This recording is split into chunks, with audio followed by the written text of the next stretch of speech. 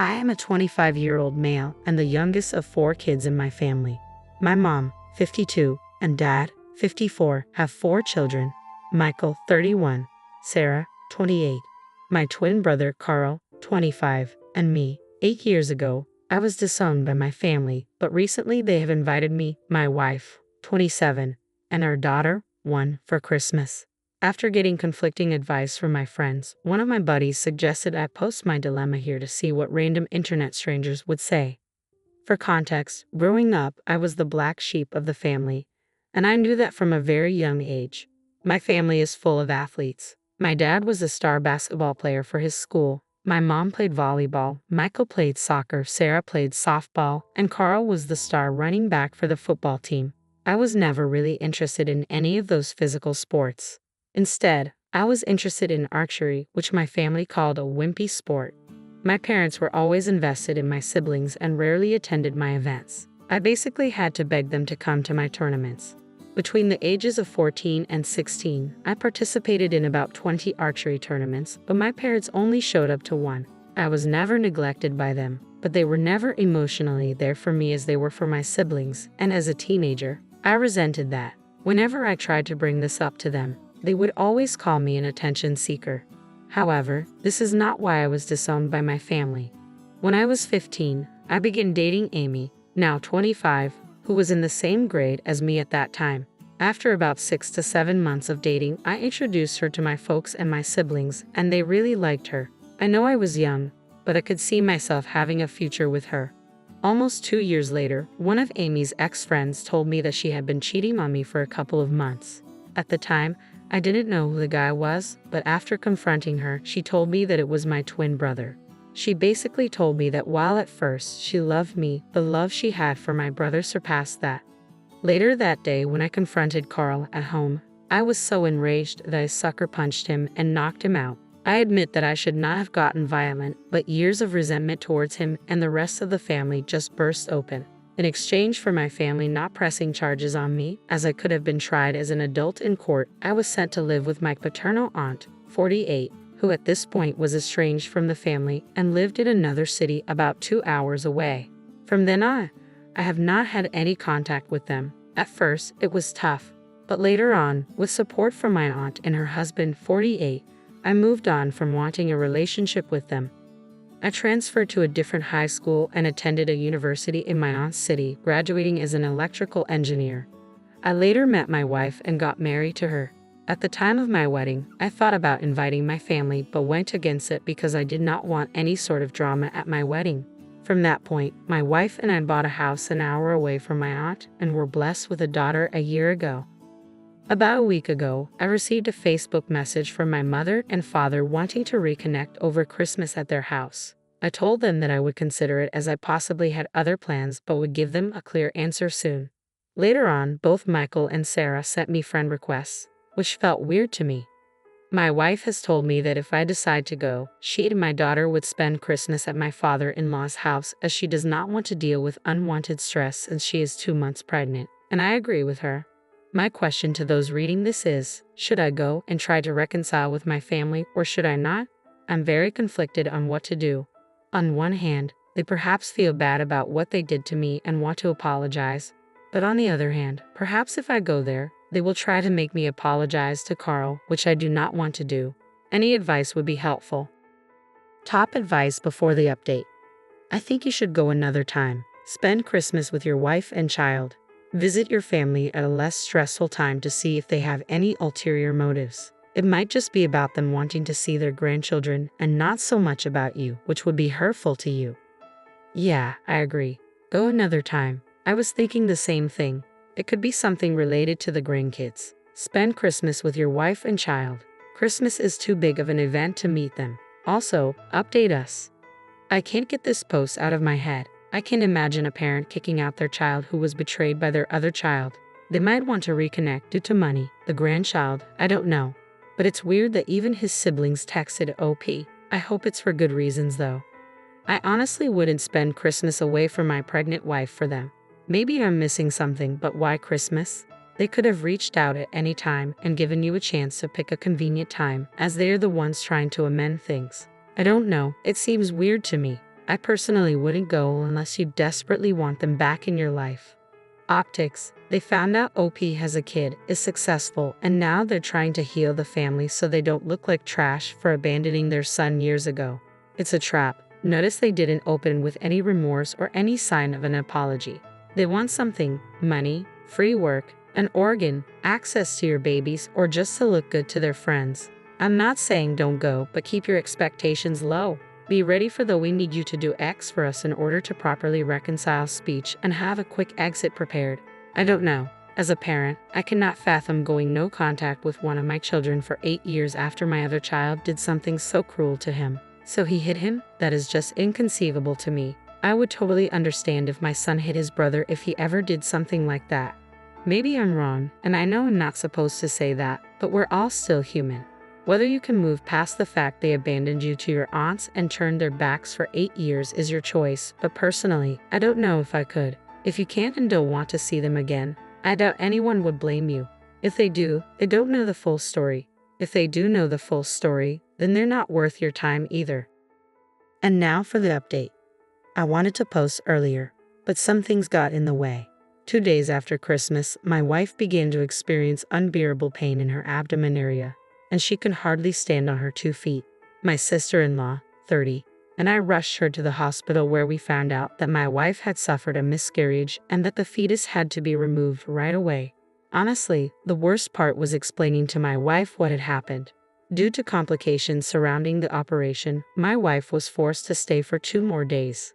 Honestly, I have been trying to stay strong for my wife and my daughter, but I'm struggling right now. On to the update of the original post. Most of you that commented on the same day told me not to spend Christmas with them because of the significance of that holiday. I agreed and decided I would spend the rest of the holidays with my wife. They never made time for me, so why should I make time for them? When I texted them this, I assumed they would try to argue with me, but rather they said they respected my opinion and could not wait to see me after the holidays. I began to do some digging into my family to try to figure out why they reached out. Michael is a corporate lawyer who works for a major company in my hometown. By looking through his Facebook page, he has 2 daughters and was married to his wife in 2016. Sarah appears to be married to a doctor. She was studying to be a nurse 8 years ago, and they have a son together. I have a friend who lives in my hometown and has parents who are friends with my parents. When I asked her about Sarah, she told me that Sarah had divorced her first husband, the one she was dating 8 years ago, after he had committed mail fraud. Carl got married to Amy right after high school, and they have 2 kids together. I cannot exactly figure out what he or his wife does for a living through Facebook, but judging that they bought a big house last year in the midst of a pandemic tells me they're not really struggling. My dad seems to be going through a midlife crisis, and my mother is really into the wellness community. Then I began to list the reasons why they might have wanted to reach out to me now. Money. 8 years ago, my parents' combined salary was higher than my wife's and my salary. Given that my siblings are not struggling financially, money might not be the reason. Organ donation. This could be the case, but it seems unlikely. A commenter suggested that Carl, given he is my twin, would be my most likely match, but this seems unlikely because he was tagged in a Facebook post. My paternal grandpa, 79 male, and grandma, 76 female, had 4 children. My dad was the second oldest, and my aunt was the third. After college, my aunt came out to her parents as bisexual and began dating her girlfriend. My grandparents immediately disowned her and refused to have any contact with her. However, about 4 years ago, my grandpa began to reach out. About a month ago, my grandpa had been asking about me, what I was doing in life, and whether I was married or had kids. My aunt responded by calling my grandpa out for wanting to know about me after he supported Carl for what he did. That is when the whole situation changed. My grandpa told my aunt that it was because I had cheated on Amy with one of her close friends, so I deserved to be estranged. My grandpa is a religious nut, so he looks down on cheating. He had been told by my family that after the friend who I allegedly cheated with confessed to Amy, she went to Carl and Sarah for support and comfort. When I found out about this, I confronted and brutally attacked Carl and Sarah. While Sarah was the one who tried to break me and Carl apart, I did not lay a finger on her, and I did not do that to Carl. When my aunt was telling me this, my jaw dropped. I could not believe that they hated me so much that they were willing to make up a terrible lie about me and spread it around. My aunt later told Grandpa the full truth about what truly happened. But my aunt told me he was shocked because he always thought Carl was a good kid. My grandpa then asked my aunt for my number, which she declined to give. I figured out why my parents and siblings wanted to get in touch with me. It turns out my grandpa had told my parents and siblings that if they did not apologize for what they did to me and have me over for the family Christmas dinner, they would be cut off from his will. For context, he is a multimillionaire. So that is why they reached out to me, not to apologize for how they all wronged me in the past, but rather because if they did not, they would not get anything from Grandpa. What a bunch of greedy people. After hearing about this from my aunt, I decided to block all of them. Why should I respond to them at this point? All of them are dead to me. I have a wife to support after what she went through and a family that respects me, including my in-laws. However, this does not end here. 3 days after New Year's Eve, I received a call from an unknown number on my work phone. I'm used to getting calls from unknown numbers because of my career. But when I picked up, I heard my grandfather's voice. He most likely got my number from my company website. The first thing he did was apologize for not trying to get in contact with me for the past 8 years. He told me he was sorry that he could not be there for important events such as my graduation, wedding, and the birth of my daughter. I was not really close to him before, so him cutting me off did not bother me. Later in the call, he told me he was so disgusted with the rest of my family that he is cutting them off as well and adding me to the will. I honestly do not know how to feel about that, as the money would be helpful, but at the same time, I do not want him to use this as a way to force a relationship between me and my daughter. We talked for about half an hour. The way the call went made me think that perhaps I could build a good relationship with my grandpa, but then he told me something that got me really pissed. He told me that he was disappointed that my daughter had not taken the family name. For context, after I got married to my wife, the issue of what last name to use as a couple came up. For some legal reasons, I wasn't able to change my last name to my wife's last name, but we decided as a couple that all of our future children would have her last name. At this point, I unloaded on my grandpa, calling him a senile old man and many other hurtful things, and told him to never contact me ever again. The audacity of this man to say that after what I went through is something I will not let slide. He cannot use the money I might receive in the will to control me. Even if I receive the money, I will donate it to a local charity. But he is a man of false promises, so this is unlikely. These past few weeks have been really tough for me, and I hope to make it to the other side. My wife has privated her Facebook account, and my in-laws have done the same. What they will do to try to contact me is beyond me. Hell, they would probably hire a private detective to try to find me. I believe they do not know where we live. But you never know. I've thought about getting a restraining order, but given that there are lawyers within the family, getting a restraining order will be hard. I did not really get any time to answer any questions given in my last post before it was deleted for some reason. I will do my best to answer any questions for the next day or two, but after this, I'm done using the site for a while. Thank you for all your advice, and I wish you all the best in this new year. Thank you. Sorry for your loss. I hope your wife gets well soon. Your family is having a difficult few weeks.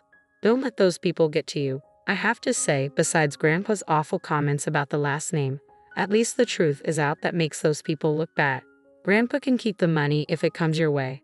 Before you do something, think about it when you are calm. You chose good people to be your family, your wife, daughter, in-laws at the end.